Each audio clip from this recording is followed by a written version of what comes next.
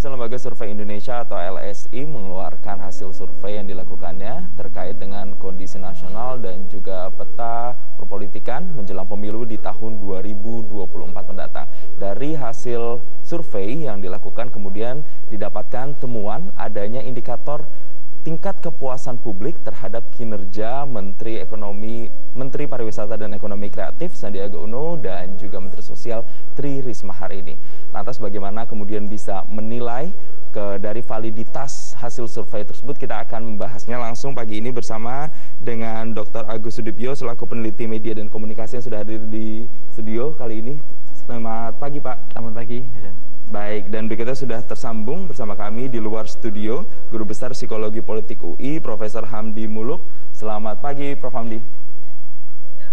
Selamat pagi, Jason. Selamat pagi, Mas Agus. Selamat pagi, para pemirsa. Baik, Prof. Hamdi, saya mau langsung ke Prof. Hamdi terkait dengan hasil survei yang dikeluarkan oleh LSI ini menyatakan bahwa tingkat kepuasan publik terhadap dua menteri, yaitu ada Menparekraf dan juga Mensos, Sandiaga Uno dan juga Tri Risma hari ini. Ini apa yang kemudian membuat dua menteri ini yang baru saja dilantik kurang lebih 2 bulan tapi sudah menduduki top survei ini, Pak?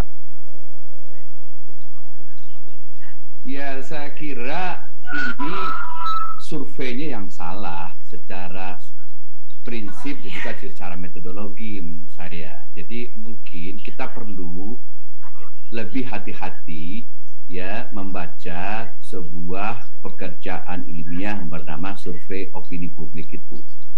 Nah, kemarin memang dilansir oleh beberapa lembaga survei, ditanyakan ke masyarakat luas yang ditarik secara random bagaimana kepuasan Anda terhadap kementerian tertentu, dan situ ada menterinya ya. Jadi kalau saya lihat struktur pertanyaannya, bagaimana tingkat kepuasan Anda terhadap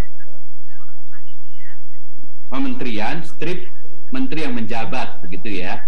Mulai dari sangat tidak puas, sangat puas, begitu.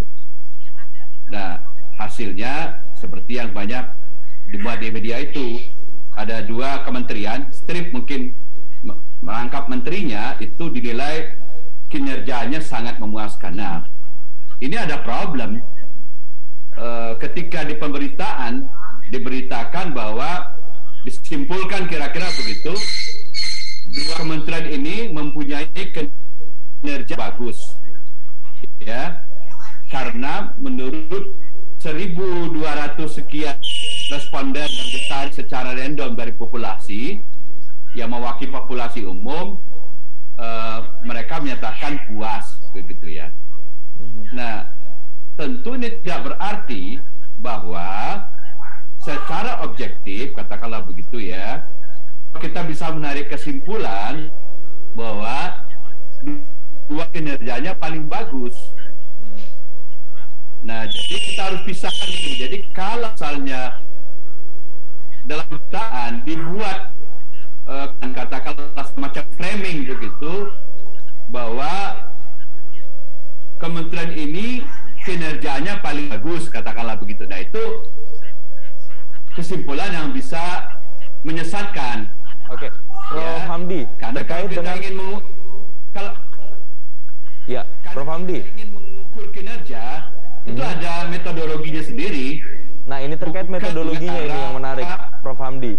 Terkait metodologinya adalah dilakukan dengan metode survei dan juga pertanyaan kepada publik. Apakah metode survei dan pertanyaan seperti ini cukup reliable, cukup valid untuk kemudian menghasilkan sebuah kesimpulan tadi, Prof? Ya, kalau kesimpulannya adalah kementerian ini berkinerja bagus, itu meleset sebenarnya. Ya, walaupun kita menghargai ya bahwa masyarakat ada yang berpendapat seperti itu, dia merasa puas secara subjektif gitu ya. Ya, dia punya opini seperti itu. Nah, ada beberapa soal di sini.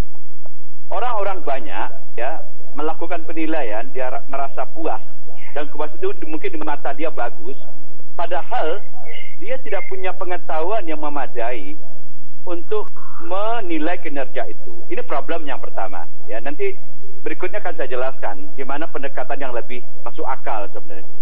Nah, menangkut kinerja itu harusnya kan metodologinya semacam analisa kebijakan publik, ya, public policy analysis, ya, diukur delivernya, diukur outcome-nya, diukur impact-nya seperti itu secara objektif.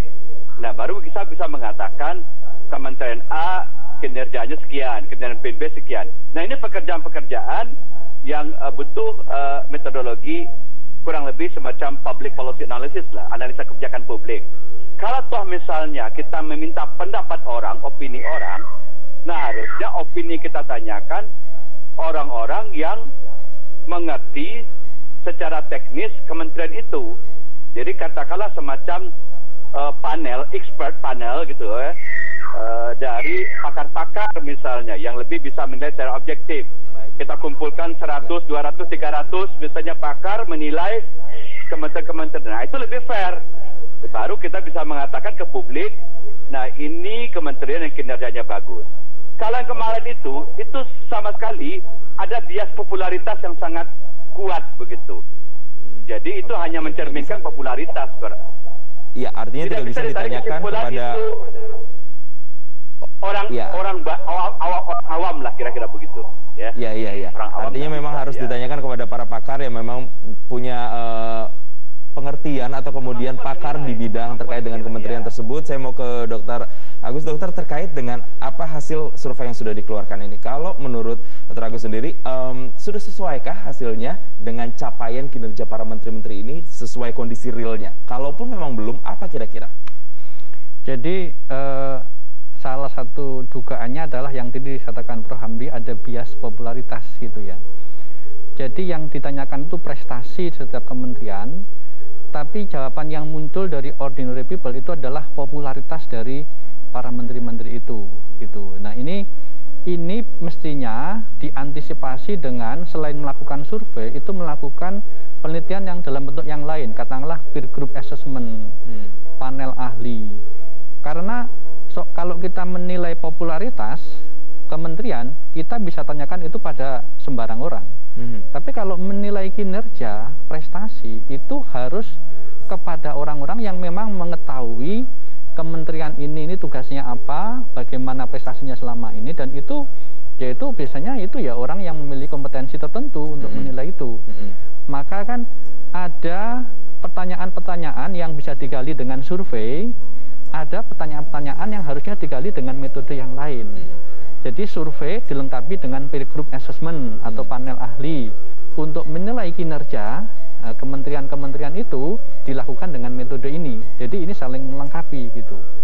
Karena kalau ditanyakan kepada orang-orang pada umumnya dan mereka itu terpaksa harus menjawab, yang dinilai bukan lagi prestasi atau kinerja menteri-menteri, tapi pengenalan dia. Oke. Gitu. Artinya yang saya tangkap, yang saya simpulkan, ini tidak sesuai hasil survei ini dengan kinerja yang realnya sebenarnya dilakukan oleh para menteri. Seperti apa, Pak? Nah, sesuai atau tidak, itu ya kita harus melakukan panel ahli dulu kan. Panel ahli dulu, panel ahli itu menilai seperti apa. Yang bisa kita simpulkan sekarang, memang ada beberapa anomali. Misalnya kan, ada 2 menteri yang baru bekerja kurang lebih 2 bulan, itu dianggap berprestasi daripada menteri yang lain. Nah, itu kan anomali itu kan, itu menimbulkan pertanyaan gitu. Jadi ini yang dinilai oleh responden itu prestasinya atau popularitasnya. Itu. Jadi kalau tanyakan ke saya apakah ini sesuai dengan fakta atau belum, kita harus lihat ke ini ya, ke lapangan. Lebih kan tidak mudah menilai kinerja 30 menteri gitu. Nah, ada faktor yang lain begini, Mas. Beberapa kementerian itu proyek-proyeknya itu selalu diresmikan oleh Pak Presiden. Kalau kita bilang jalan tol, tidak ada orang yang ngomong itu jalan tolnya Pak Basuki gitu. Itu jalan tolnya Pak Jokowi gitu loh. Jadi ada problem itu. Jadi ada beberapa kementerian yang saya lihat itu sudah bekerja keras, tapi yang muncul di ruang publik itu adalah prestasinya Pak Presiden dan pemerintahan secara keseluruhan gitu. Ya itu proyek-proyek strategis ini ya, jalan tol macam-macam itu kan orang yang dilihat publik itu bukan prestasi menterinya gitu loh, tetapi itu prestasi Pak Jokowi karena beliau yang meresmikan. Sehingga soal prestasi kementerian teknis itu harusnya memang panel ahli yang menilai atau peer group assessment. Jadi orang-orang dikumpulkan, mereka paham betul kementerian ini tugasnya ini, tugasnya ini, tugasnya ini, bagaimana cara menilainya, mereka tahu metodologinya seperti dikatakan Prof. Hamdi tadi, sehingga kemudian muncul penilaian yang lebih meaningful untuk kita nilai benar-benar ini penilaian tentang kinerja yang berbasis pada knowledge, pengetahuan dari penilainya. Baik, Dr. Agus, terkait dengan melakukan survei, sebenarnya tentu selain tadi kita membahas soal siapa yang disurvei, terkait masyarakat umum ataukah kemudian mereka yang pakar atau yang mengerti, tapi juga terkait dengan indikator-indikator penilaiannya. Sebenarnya apa saja yang harus dilihat, kita akan bahas, Dr. Agus dan juga Prof. Hamdi. Pemirsa jangan kemana-mana, usai jeda kami masih akan kembali sesaat lagi.